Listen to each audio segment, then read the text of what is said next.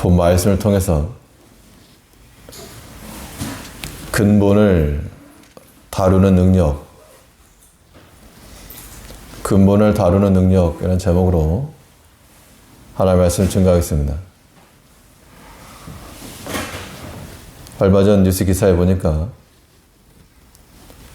어떤 사람이 땅을 사서 거기에 농작물을 심었답니다. 그런데 옆에 있는 식물들은 잘 자라는데 유독 자기가 산 밭에서만 뭘 심어도 이 식물들이 시들시들해지고 다 죽어서 무슨 일인가 싶어 굴삭기를 불러가지고 땅을 파봤는데 그 속에 엄청난 양의 쓰레기들이 매립되어 있었다고 합니다. 이 쓰레기가 엄청나게 적치되어 있으니까 그 위에다 뭘 심든지 좋은 열매가 결실할 수가 없는 겁니다. 우리가 믿음 안에서 좋은 믿음의 열매를 맺으려고 해도 우리 마음밭 속에 세상의 것이 가득 적치되어 있으면 이 말씀에 뿌리가 내릴 여지가 없습니다. 그래서 우리가 듣고 아는 말씀이라도 이것이 자라서 열매를 맺을 기반을 얻지 못하는 겁니다.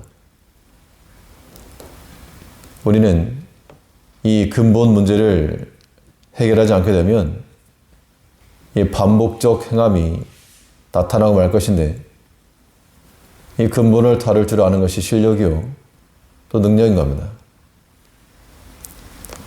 그렇다면 우리 삶의 문제를 해결할 수 있는 이 근본이 되는 지식들, 이러한 근본적인 것을 우리가 어떻게 터치하며 살 것인가 본 말씀을 통해서 살펴보겠습니다. 무엇보다 하나님을 경외하는 것이 근본을 다루는 지혜라고 오늘 본문은 명확하게 말하고 있습니다. 본문 10절 말씀을 보시면 여호와를 경외하는 것이 지혜의 근본이요 거룩하신 자를 아는 것이 명철이니라. 우리가 하나님을 경외한다는 것은 우리 스스로가 하나님의 지도 아래 있다는 것을 인정하는 겁니다. 내가 위로 섬기는 이가 있고 또 나에게 말씀하시는 이가 있다. 그 삶을 살아가는 것이 하나님 경외입니다. 근데 만약 우리가 이것을 인정하지 못하면 이 마치 자기 소견에 오른 대로 사는 것처럼 무서울 것도 없고 눈치 볼 것도 없고 마음 신경 쓸 것도 없는 겁니다.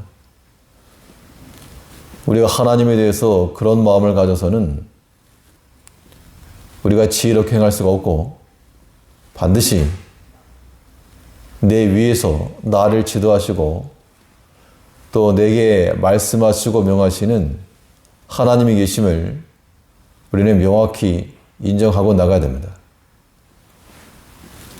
그래야지만이 하나님을 경외함으로써 얻는 지혜를 얻는 겁니다. 그러면 하나님을 경외하는 자들이 어떻게 해서 지혜를 얻는가? 그 이유가 무엇인가? 그 이유는 즉슨 하나님께서 이 세상 모든 것의 창조자시요 모든 걸 아시기 때문에 그렇다는 겁니다. 어떤 물건에 대해서도 그걸 만든 사람이 가장 정확히 아는 겁니다. 이 땅의 모든 것을 만드신 이가 하나님이시오 또한 그 주인이 하나님이시므로 우리가 풀어가야 될 문제가 있을 때 하나님께 나와 구하고 묻는 것은 지극히 합당합니다. 지혜를 얻는 방법이 여러 가지가 있겠지만 가장 효율적이고 정확한 것은 아는 사람에게 물어보는 겁니다. 본인 스스로가 연구를 하고 또 탐구를 하고 오랫동안의 검증 결과를 거쳐 이게 옳다라고 하는 것을 아는 것도 지혜의 방법이지만, 그러나 미리 아는 자의 말을 듣고 나아가는 것, 믿음으로 나가는 것, 그것은 우리가 얻을 수 있는 가장 큰 지혜인 겁니다. 우리가 하나님 안다라고 하는 것은 믿음으로 하는 지식들입니다.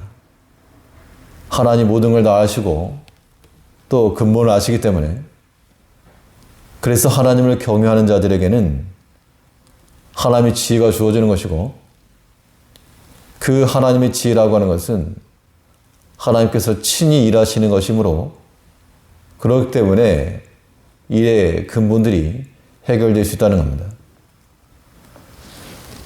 우리가 하나님의 지혜를 간다는 것이 내가 따로 있고 하나님의 지혜가 따로 있는 것을 말하지 않고 우리가 아예 하나님께로 병합되는 겁니다. 내가 하나님의 지혜를 가지고 세상 누구보다 탁월함을 드러내려는 것 말고 아예 우리 자신을 버리는 것이 하나님의 지혜로 사는 것이요, 근본을 다루어가는 겁니다.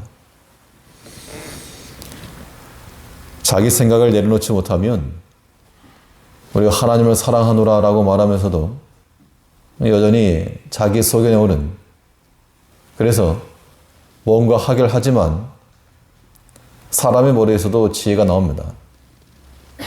그러나 그러한 지혜는 근본을 다룰 수 없기 때문에 우리 믿음의 성도들은 내 마음과 경험과 머리에서 나오는 그 지혜에 의지하지 말고 하나님께 물어 구하고 하나님께서 말씀으로 지도해 주시는 그 길을 걸어나가는 것, 이것이 참된 지혜요, 우리의 근본된 문제를 해결하는 길입니다. 사람의 생각으로는 어떻게 할 것인가, 답이 나올지라도 우리가 취할 길은 하나님을 경외하는 마음을 가지고 하나님 안에서 지혜를 찾는 겁니다. 이 하나님을 경외한다는 것은 또한 하나님께 우리의 필요한 모든 것이 있다는 것을 인정하는 겁니다. 우리가 왜 하나님을 경외하며 나갈 것인가? 하나님께 우리의 만족함이 없다 그러면 하나님은 찾을 이유가 없습니다. 그런데 하나님은 감추어진 보화와 같이 우리의 필요한 모든 것, 우리의 모든 필요한 지혜가 다 거기 있으므로 우리가 하나님께 나가는 겁니다. 이제 우리는 하나님을 경외하는 마음을 가지고 여호와를 경외하는 것이 지혜의 근본이요, 거룩하신 자를 아는 것이 명철합니다. 하나님을 대적하고 하나님을 불편케 하는 것으로는 우리에게 유익이 없다는 겁니다. 이런 현실적인 그런 마인드를 가지고 우리가 죄를 버리고 악을 경계하며 하나님을 경외하며 나가는 지혜를 얻는 백성들이 되어야 됩니다. 또 우리 삶의 문제를 해결할 수 있는 근본적인 것을 어떻게 다루어가겠는가?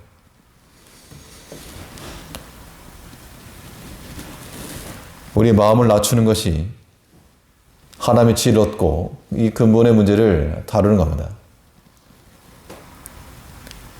이 마음이 낮다는 것은 이 겸손함일진데, 사람이 겸손하고 마음을 낮추면 하나님의 긍휼하심이 있기 때문에, 즉 하나님께서 우리 대신 나서서 일하실 수 있는 기회를 드리는 것이기 때문에 이 근본 문제가 해결되는 겁니다.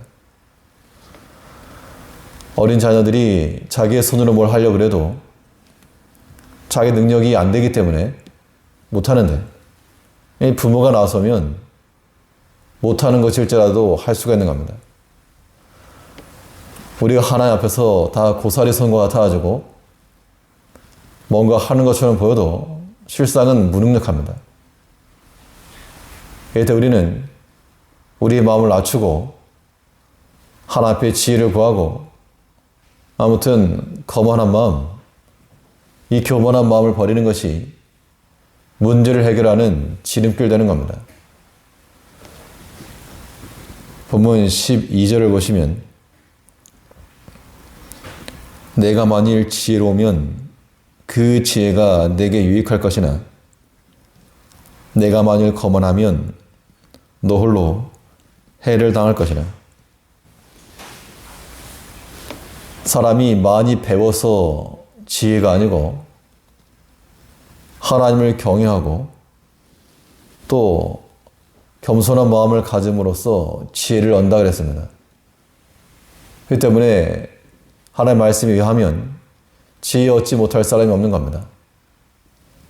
이제 우리 삶 가운데 산적해 있는 문제들이 있고 이런 것들이 해결되어야 되겠는데 우리에게서 반복적으로 나타나는 그러한 실수들 또 벌어진 일들 그런 것들을 해결하기 위해서 우리 지도하고 우리를 지켜보시는 하나님 계심을 인정하여 그 하나님이 경외하는 마음을 가지고 지혜를 얻을 것이며 이 거만한 자들은 하나님의 지혜를 얻을 수 없고 마음을 낮추는 자들이 하나님께서 보여주시는 그 길을 걸어가는 것처럼 아무튼 낮은 자리에 들어가야 됩니다.